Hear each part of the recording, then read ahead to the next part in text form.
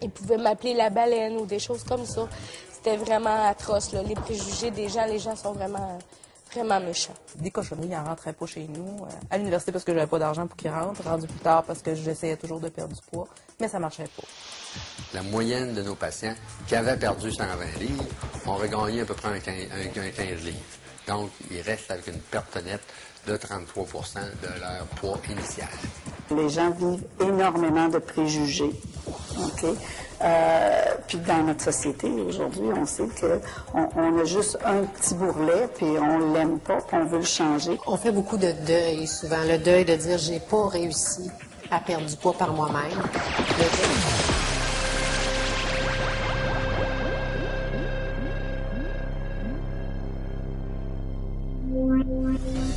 Bonjour et bienvenue à Rayon X. Maintenant appelée la maladie du siècle, l'obésité fait rage dans le monde entier. Au Québec, c'est plus de 200 000 personnes qui en souffrent. Les causes sont multiples. Nous bougeons de moins en moins, nous vivons dans l'abondance alimentaire et nous ressentons le stress quotidiennement.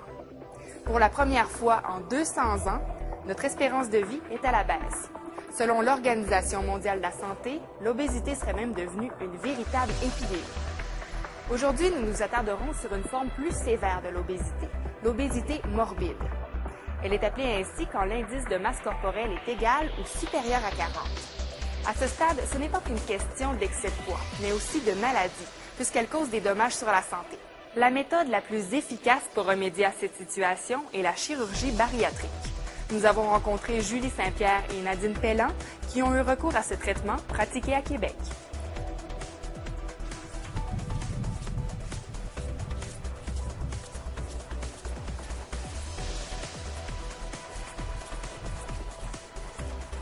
Quelle habitude alimentaire vous aviez avant votre opération?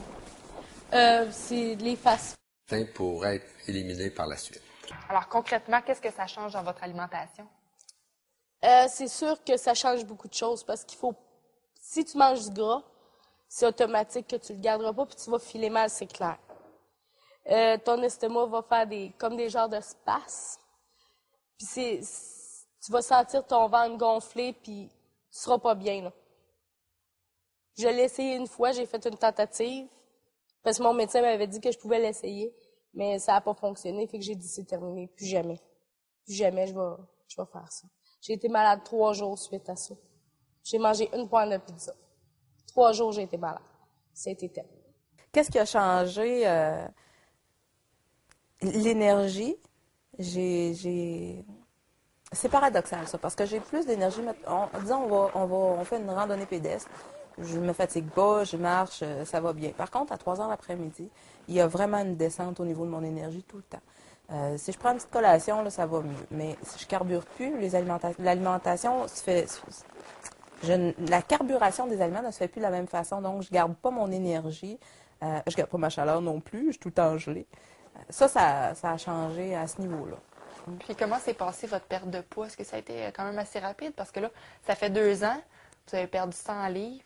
Est-ce que ça s'est passé vite au début, votre perte de poids? C'est ça. Les premiers 6 mois, j'ai perdu 70 livres. Puis le reste des 30 livres, c'est comme perdu tranquillement sur l'année qui a suivi à peu près. Puis ça, est-ce que ça avait des conséquences de perdre du poids aussi rapidement? J'ai perdu beaucoup de cheveux. Puis mes ongles étaient toujours cassés et très, très mous. Là. Mais ça, c'est normal au niveau de la perte de poids, c'est toujours comme ça. Maintenant, là, ça s'améliore, là, ça revient un petit peu. Là. En termes de perte de poids, à quoi ça peut équivaloir après 1 an? Ou... En fait, on parle entre 33 et 40 de perte de poids sur une période d'1 an, 1 an et demi. On prend quelqu'un qui est à 135 kilos, 300 livres, va baisser à 180 livres, à peu près, à 40 et va le maintenir, en fait, pour plusieurs années. Au bout de 5 ans, 10 ans, 15 ans et même 20 ans maintenant, la moyenne de nos patients qui avaient perdu